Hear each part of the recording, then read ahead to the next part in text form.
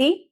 आज 25 अप्रैल 2026 के बाबा के अनमोल मधुर महावाक्य सुनेंगे।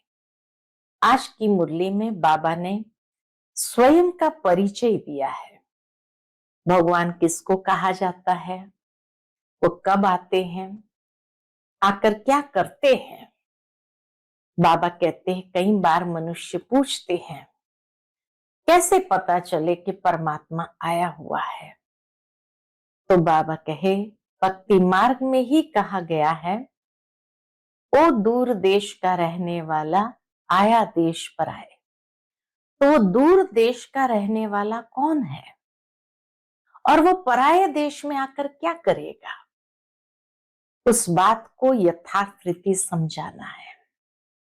दूसरा मनुष्य जब पुकारते हैं कि ओ पतित पावन आओ, तो जरूर है वो दूर देश से आकर पतित देश में आकर के पतितों को पावन बनाने का कर्तव्य करते हैं। और उसके लिए परमात्मा आकर के हम बच्चों को श्रीमत देते हैं। जो बच्चे श्रीमत पर चलते हैं उनका रिस्पॉन्सिबल स्वयं परमात्मा हो जाता है। इसलिए बाबा कहे, श्रीमत पर चलने में ही तुम्हारी उन्नति है। तुम आगे बढ़ते हो तो जितना हो सके श्रीमत पर चलते चलो। जो आज्ञा मिली है उस आज्ञा पर चलने में कोई नुकसान नहीं है, और अगर कुछ हुआ भी तो रिस्पॉन्सिबल बाबा है। बाबा कहते, निश्चय का बल तुम्हारे अंदर आता जाएगा, उतना स्थिति अचल अडोल बनती जाएगी। तो सुनते हैं आज के बाबा के अनमोल मधुर महावाक्य। ओम शांति। मीठे बच्चे, बाप दूर देश से आए हैं तुम बच्चों के लिए नया राज्य स्थापन करने। तुम अभी स्वर्ग के लायक बन रहे हो। आज की मुरली से प्रश्न है, जिन बच्चों का शिव बाबा में अटूट निश्चय है उनकी निशानी क्या होगी? उत्तर, जिनको अटूट निश्चय है उसकी निशानी है वह आंख बंद करके बाबा की श्रीमत पर चलते रहेंगे। जो आज्ञा मिले, कभी ख्याल भी नहीं आएगा कि इसमें कुछ नुकसान न हो जाए, क्योंकि ऐसे निश्चय बुद्धि बच्चों का रिस्पॉन्सिबल बाप है। उन्हें निश्चय का बल मिल जाता है, अवस्था अडोल और अचल हो जाती है। निश्चय के बल से ही अवस्था अचल अडोल हो जाती है। आज की मुरली से पहले गीत बजा है, तुम ही हो माता पिता तुम ही हो। ओम शांति। ये महिमा किसकी सुने? जिसको सिवाय तुम बच्चों के दुनिया में और कोई जानते नहीं है। यह है ऊंच ते ऊंच बाप की महिमा।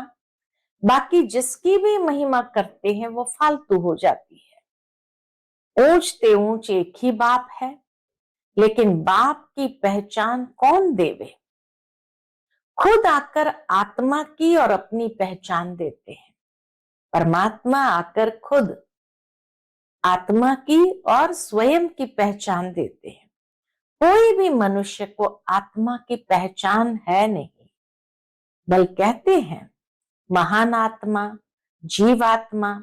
शरीर जब छूट जाता है तो कहते आत्मा निकल जाती है, शरीर मुर्दा हो जाता है। आत्मा अविनाशी है, वह कभी खत्म नहीं होती। आत्मा कभी खत्म नहीं होती।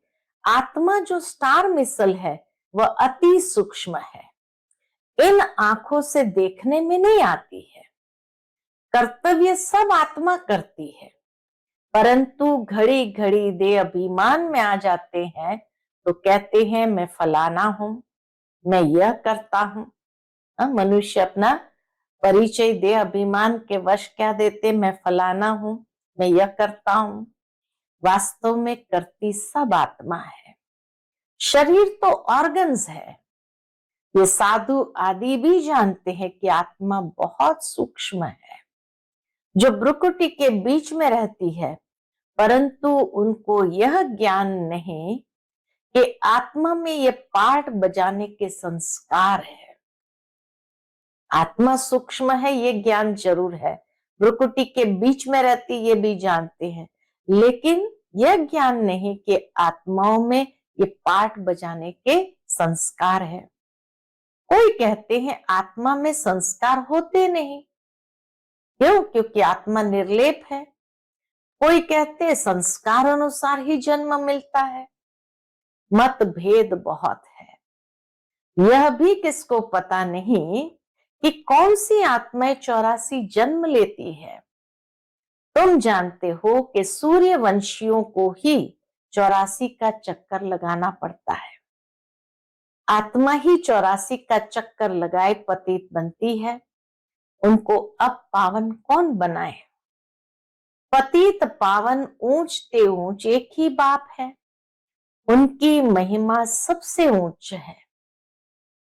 84 जन्म सब तो नहीं लेते हैं, सिर्फ सूर्यवंशी आत्माएं ही 84 जन्म लेती है। पीछे आने वाले तो 84 जन्म ले न सके। सब इकट्ठे तो नहीं आते हैं। जो पहले पहले सतयुग में आएंगे, सूर्यवंशी राजे और प्रजा, उन्हों के 84 जन्म होते हैं।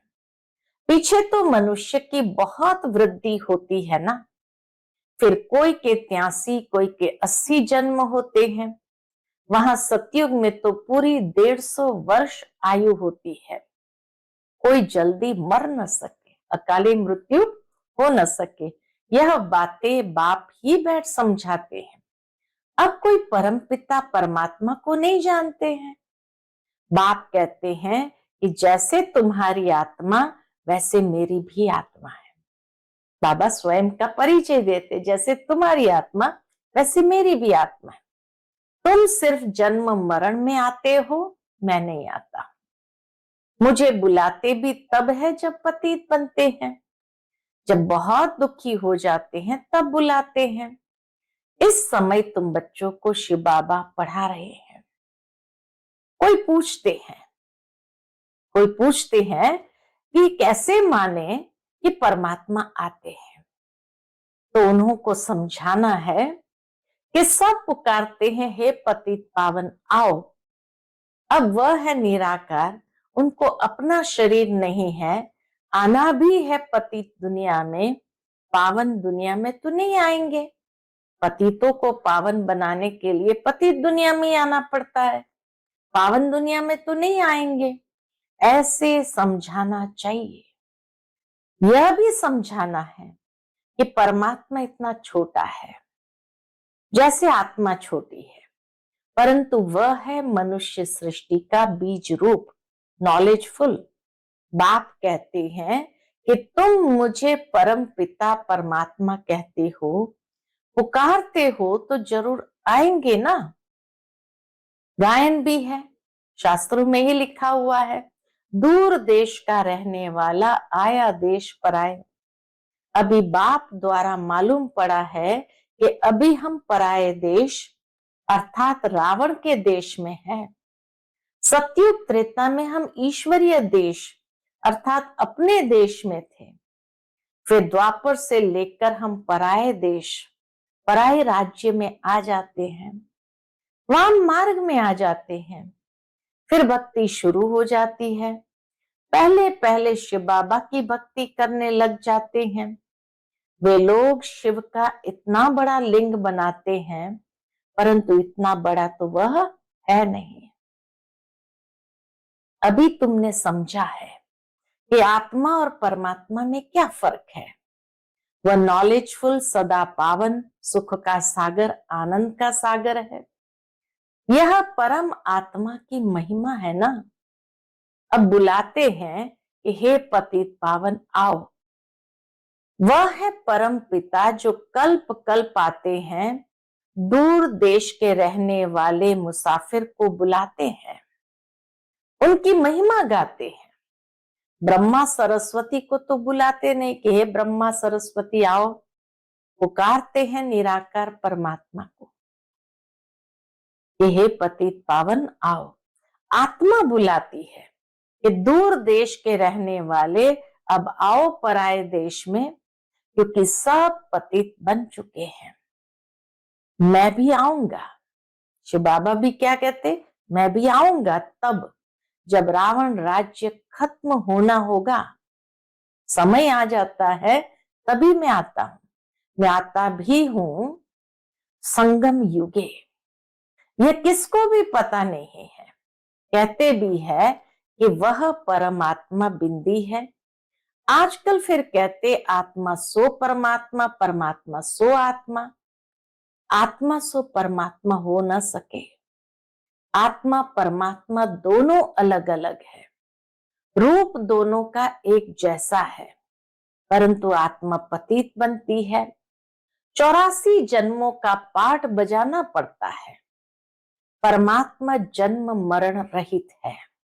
अगर आत्मा सो परमात्मा कहते तो क्या सतो प्रधान परमात्मा तमो प्रधान में आते हैं? क्या वो भी उस चक्र में आते? तमो प्रधान सतो प्रधान, सतो प्रधान तमो प्रधान। तो इसीलिए बाबा कहते अगर आत्मा सो परमात्मा कहते तो क्या सतो प्रधान परमात्मा तमो प्रधान में आते हैं? नहीं, यह तो हो न सके। इस चक्र में परमात्मा नहीं आते। बाप कहते हैं कि मैं आता हूं सर्व आत्माओं की सर्विस करने। मेरा जन्म भी नहीं कहा जाता। मैं आता ही हूं नरकवासियों को स्वर्गवासी बनाने। पराये देश में आए हैं अपना स्वर्ग स्थापन करने। बाप ही आकर हमको स्वर्ग के लायक बनाते हैं। यह भी समझाया है कि और आत्माओं का पाठ अपना अपना है। परमात्मा जन्म मरण रहित है। आते भी जरूर है, तब तो शिवरात्रि मनाते हैं, लेकिन वह कब आए यह कोई नहीं जानते। ऐसे ही शिव जयंती मनाते आए हैं। जरूर संगम पर आए होंगे स्वर्ग स्थापन करने। पतितों को पावन बनाने जरूर संगम पर आएंगे ना। पावन सृष्टि है स्वर्ग। कहते हैं पतित पावन आओ। फिर जरूर पतित दुनिया के विनाश का समय होगा, तभी पावन दुनिया स्थापन करेंगे। युगे युगे तो नहीं आते हैं। कहते हैं अधर्म के समय पर आते हैं, तो कल्प में एक बार आना चाहिए। अच्छा, फिर कहते हैं युगे युगे। अगर युगे युगे आए तो 4 युग है, तो 4 बार आना चाहिए। फिर 10 अवतार दिखा दिए, फिर 24 अवतार दिखा दिए, फिर सर्वव्यापी कह दिया। तो पहले तो हमें ये निश्चय करना है कि परमात्मा क्या एक बार आते हैं, 4 बार आते हैं, 10 बार आते हैं, 24 बार आते हैं, यानी कि जरूरत ही नहीं, सर्वव्यापी है। तो इसीलिए बाबा कहते हैं युगे युगे तो नहीं आते हैं। बाप कहते मुझे संगम पर ही आकर पति दुनिया को पावन बनाना है, तो एक ही बार आएंगे। ये पराया देश है, रावण का देश, परंतु ये कोई मनुष्य थोड़ी जानते हैं कि रावण का राज्य चल रहा है। कब से ये रावण राज्य शुरू हुआ कुछ भी पता नहीं। पहली पहली मुख्य बात आत्मा और परमात्मा का राज समझाना है। फिर समझाना है कि वह कल्प के संगम युग पर आते हैं पावन बनाने। यह काम उनका ही है। पावन बनाने का काम सिर्फ परमात्मा का है, न कि श्री कृष्ण का। श्री कृष्ण तो खुद ही 84 जन्म ले नीचे उतरते हैं। हे अर्जुन, तेरे भी बहुत जन्म है, मेरे भी बहुत जन्म है। सूर्यवंशी सब नीचे उतरते हैं। झाड़ आधा ताजा आधा पुराना थोड़ी होगा। जड़ीभूत अवस्था सबकी होती है। ये थोड़ी कि आधा झाड़ ताजा रहेगा, आधा झाड़ पुराना हो जाएगा। नहीं, जड़ीभूत अवस्था सबकी होती है। कल्प की आयु का भी मनुष्य को पता नहीं है।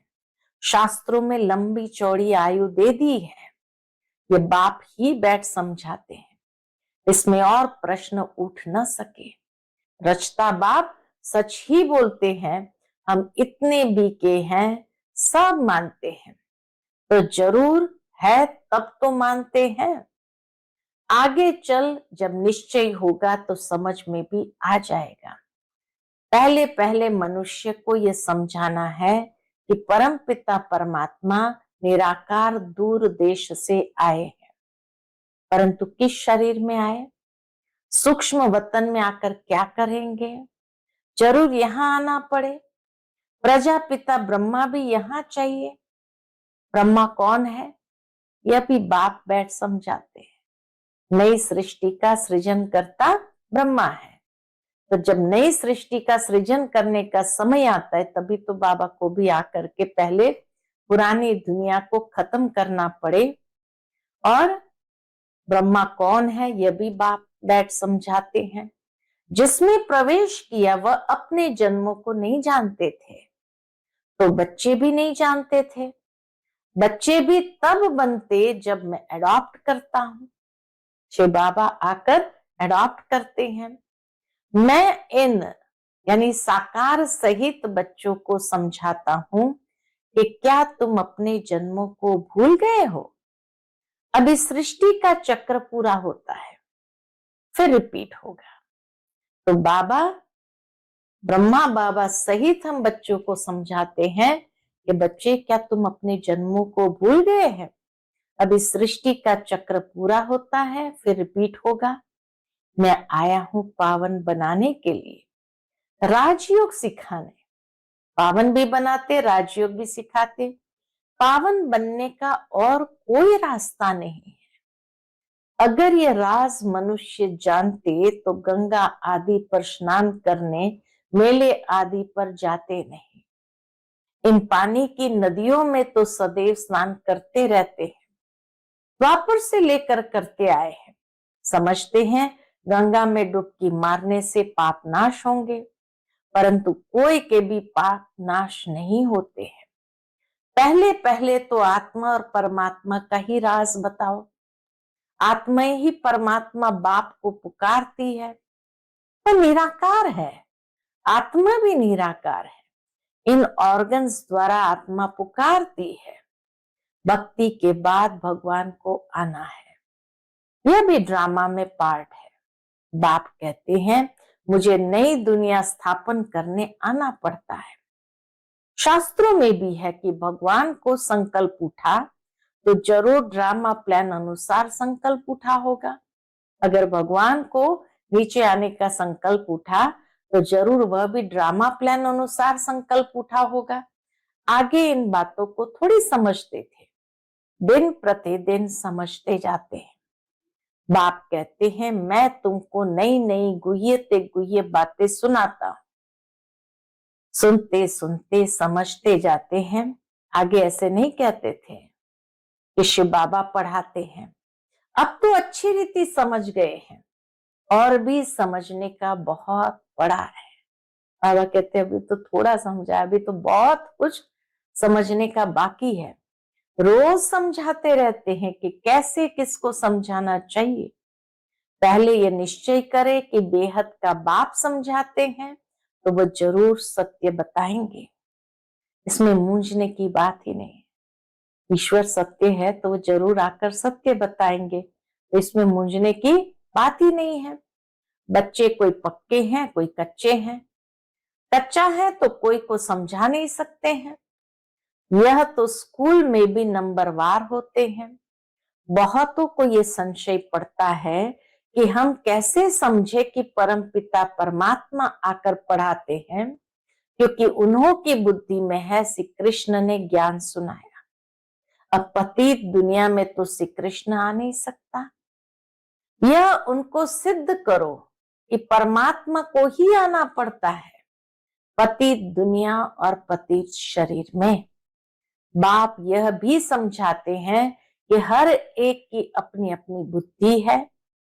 कोई तो झट समझ जाते हैं, जितना हो सके समझाना है। ब्राह्मण सब एक जैसे नहीं होते हैं, परंतु देह अभिमान बच्चों में बहुत है। ये बाबा भी जानते हैं कि नंबरवार है। डायरेक्शन पर बच्चों को चलना पड़े। बड़ा बाबा जो कहे वह मानना चाहिए। बड़ा बाबा माना शिव बाबा जो कहे वह मानना चाहिए। गुरु आदि की तो मानते आए हो। बाबा कहते हैं दुनिया में गुरुओं ने जो कुछ कहा उसको तो मानते आए हो। अब बाप जो स्वर्ग में ले जाने वाला है उनकी बात तो आंख बंद करके माननी चाहिए, परंतु ऐसे निश्चय बुद्धि है नहीं जो आंख बंद करके बाबा की हर बात माने। बल उसमें नुकसान हो या फायदा हो मान लेना चाहिए। बल समझो नुकसान भी हो जाए फिर भी बाबा कहते हैं ना, हमेशा ऐसे समझो कि शिव बाबा ही कहते हैं। ब्रह्मा के लिए मत समझो, रिस्पॉन्सिबल शिव बाबा होगा। उनका ये रथ है, वह ठीक कर देंगे। कहेंगे कि मैं बैठा हूं, हमेशा समझो कि शिव बाबा ही कहते हैं। ये कुछ नहीं जानते, ऐसे ही समझो। एक तरफ तो निश्चय रखना चाहिए, शिव बाबा कहते मेरा मानते रहो तो तुम्हारा कल्याण होता रहेगा। ये ब्रह्मा भी अगर कुछ कहते हैं तो उनका भी रिस्पॉन्सिबल मैं हूं। तुम बच्चे फिक्र नहीं करो, शिव बाबा को याद करने से अवस्था और ही पक्की हो जाएगी।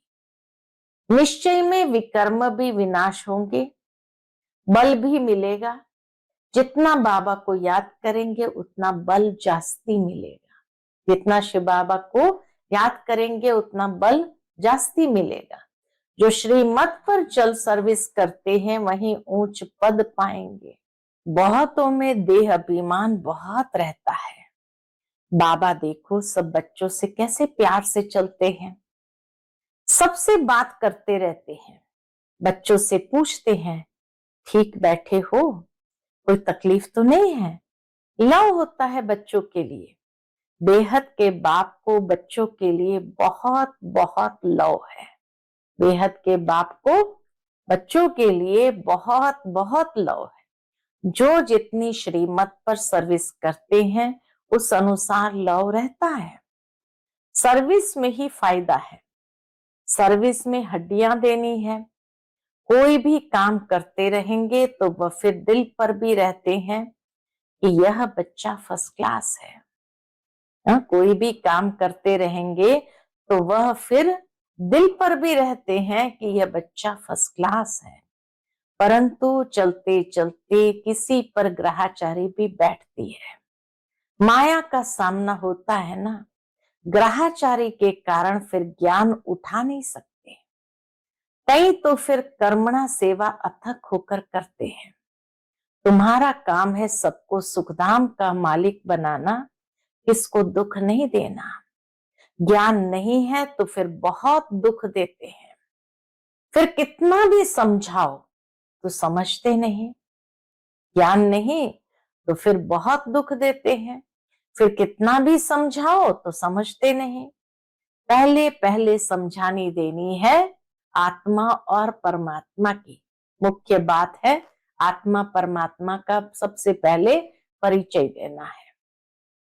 कैसे आत्मा में 84 जन्म का पाठ भरा हुआ है जो अविनाशी पाठ है, कभी बदलने का नहीं है। ड्रामा में नूंदा हुआ है, यह निश्चय वाला कभी हिलेगा नहीं। ड्रामा में नूंदा हुआ है कि निश्चय वाला कभी हिलेगा नहीं। बहुत हिल जाते हैं। पिछाड़ी में जब बम्बोर को आग लगेगी तब अचल बन जाएंगे। अभी तो बहुत युक्ति से समझाना है। अच्छे अच्छे बच्चे तो सर्विस पर रहते हैं, दिल पर चढ़े रहते हैं, बहुत तीखे जाते रहते हैं, बहुत मेहनत करते हैं। उनको सर्विस का बहुत शौक रहता है। जिनमें जो गुण है वो बाबा वर्णन करते हैं। जिनमें जो गुण है वो बाबा वर्णन करते हैं। अच्छा, मीठे मीठे सिक्किलदे बच्चों प्रति माता पिता बाप दादा का याद प्यार और गुड मॉर्निंग। रूहानी बाप की रूहानी बच्चों को नमस्ते। हम सब रूहानी बच्चों की रूहानी बाप दादा को माता पिता को याद प्यार, गुड मॉर्निंग और नमस्ते नमस्ते। शुक्रिया बाबा, शुक्रिया। आज की मुरली से धारणा के लिए मुख्य सार है। पहली पॉइंट, सर्विस में हड्डियां देनी है, किसी भी बात में संशय नहीं उठाना है। सबको सर्विस से सुख देना है, दुख नहीं। दूसरी पॉइंट, निश्चय के बल से अपनी अवस्था को अडोल बनाना है। जो श्रीमत मिलती है उसमें कल्याण समाया हुआ है, क्योंकि रिस्पॉन्सिबल बाप है, इसलिए फिक्र नहीं करना है। आज का बाप दादा का मधुर वरदान हम बच्चों के प्रति है, योग युक्त स्थिति द्वारा सूक्ष्म व कड़े बंधनों को क्रॉस करने वाले बंधन मुक्त भव। योग युक्त स्थिति द्वारा सूक्ष्म व कड़े बंधनों को क्रॉस करने वाले बंधन मुक्त भव।